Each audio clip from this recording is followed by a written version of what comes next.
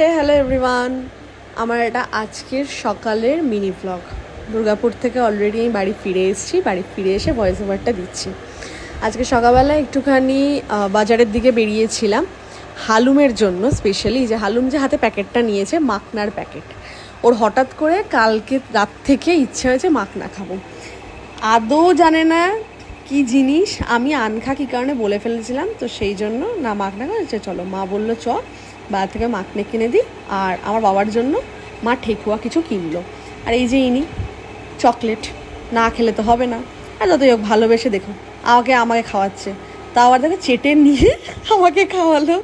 কি ভালোবাসা! না পারছে ছাড়তেন, আবার না পারছে দিয়ে, মানে না দিয়ে খেয়ে উঠতে নিজে।